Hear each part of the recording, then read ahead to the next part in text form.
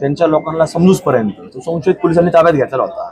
मग तो जमाव कोणी जमा केला, त्या गाड्यांची नासधूस कोणी केली, रस्त्याने जाणाऱ्या लोकांना कोणी धक्काबुक्की केली, पोलीस प्रशासनाच्या अंगावर जाण्याचा कोणी प्रयत्न केला, तर त्यावेळेला जर पोलीस तयारीत असते तर पोलीस कुठलाही जखमी झाला नसता।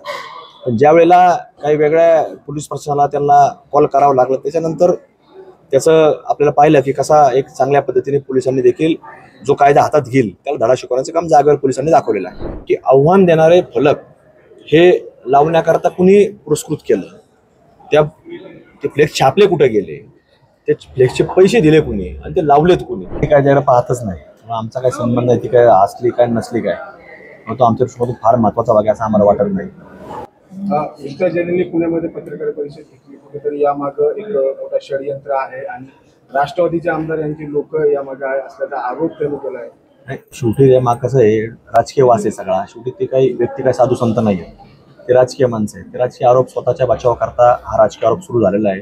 पण ह्याच्यामध्ये कुठलंही तथ्य नाही। उलट त्यांनी त्या गोष्टीची चौकशी केली पाहिजे की असे पोलिसांनी चौकशी करणं गरजेचं आहे की असे फलक आव्हान देणारे फलक कोण लावतोय याची चौकशी झाली पाहिजे। ज्यावेळेला संशयित जे आहे तो त्यांच्या लोकांना समजूसपर्यंत तो संशयित पोलिसांनी ताब्यात घेतलेला होता। मग तो जमाव कोणी जमा केला, त्या गाड्यांची नासधूस कोणी केली, रस्त्याने जाणाऱ्या लोकांना कोणी धक्काबुक्की केली, पोलीस प्रशासनाच्या अंगावर जाण्याचा कोणी प्रयत्न केला, ह्या सगळ्या बाबतीमध्ये चौकशी होणं गरजेचं आहे। त्यामुळं या बाबतीमधला हा तपास अजून अद्याप माझं तरी मत आहे की अपूर्ण आहे, तो होणं गरजेचं आहे।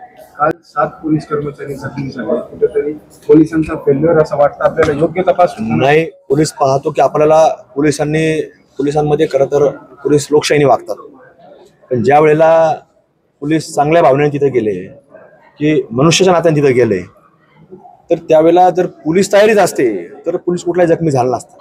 पण ज्या वेळेला काही वेगळ्या पोलीस प्रशासनाला त्यांना कॉल करावं लागलं, त्याच्यानंतर त्याचं आपल्याला पाहिलं की कसा एक चांगल्या पद्धतीने पोलिसांनी देखील जो कायदा हातात घेईल त्याला धडा शिकवण्याचं काम जागेवर पोलिसांनी दाखवलेलं आहे। इम्तियाज जलीलांनी आरोप केलाय की आमची सभा मोठी होणार होती, हे कळाल्यानंतरच हे जाणीवपूर्वक षडयंत्र करून हा कालचा राडा झाला। नाही, निश्चित हे मोठी होण्याकरताच हा सगळा प्रयत्न सुरू होता।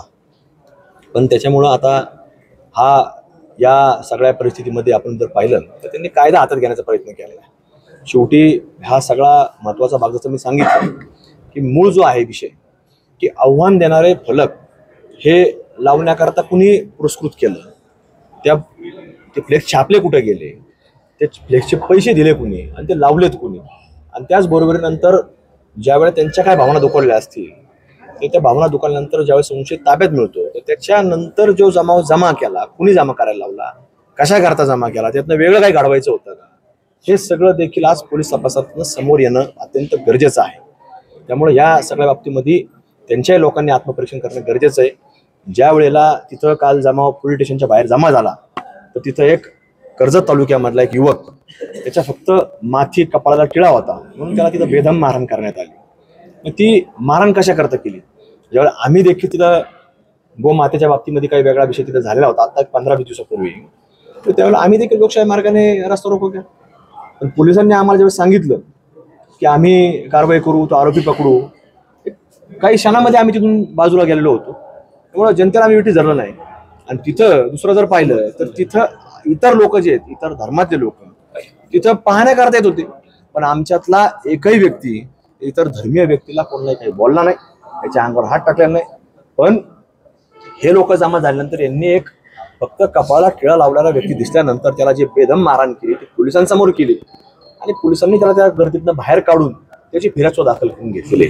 पोलिसांच्या तपासावर समाधान आहे नाही, पोलिसांचं जे कालपर्यंत जो तपास केलाय त्यांचे लोक आणलेले आहेत, पण माझी मागणी आहे पोलिसांकडे की पोलिसांनी याच्यावरती अजून सखोल तपास करणं गरजेचं आहे। ते आव्हान देणारे बोर्ड अजून काढलेले नाहीत की जे पोलीस स्टेशनच्या बाहेर आहेत, वतवाली पोलीस स्टेशनचा बाहेरचा चौक आहे, त्या चौकामध्ये अजूनही ते फलक आहेत, ते फलक लावले कुणी, अशा प्रकारचे आव्हान देणारे फलक लावतोय कोण, ते छापतोय कोण, असे प्रिंटिंग होतातच कशा, त्या प्रिंटरवर सुद्धा गुन्हा दाखल झाला पाहिजे।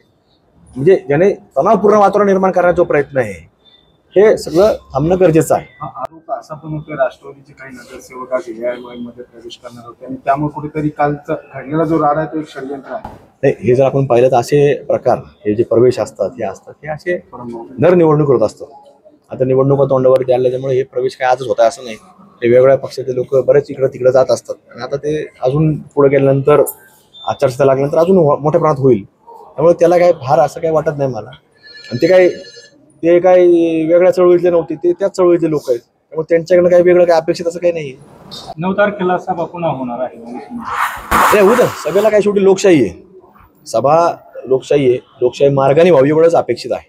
त्याला कुठेही कुणी अहिल्यानगर शहरामध्ये आमच्या सर्वसामान्य लोकांच्या जीवनावरती काही परिणाम होईल असं कुठलंही काम ह्या लोकांनी करू नये अशीच आमची त्यांना एक तुमच्या माध्यमातून विनंती असणार आहे. काल शहरात लावले चितवणीखोर बोर्ड असतील, कालचा जो झालेला प्रकार आहे याच्या मागे कोणाचं षडयंत्र असं वाटतं? नाही, पोलिसांनी चौकशी केली पाहिजे. शेवटी फलक लावलेले हे काय काल लावलेले नाहीत, हे 2-4 दिवस अगोदर लावलेले आहेत. ते प्रिंट कुठं झाले म्हणजे पोलिसांचा गोपनीय जो विभाग आहे यांनी याच्यावरती गांभीर्याने अजूनही तपास करणं गरजेचं आहे. आणि ते अद्यापपर्यंत सुद्धा काढलेलं नाही, एवढा मोठा प्रकार घडून सुद्धा काढलेला नाही. सभा होऊ नये यासाठी केली गेली असा आरोप केलेला आहे जिल्हाध्यक्ष परत.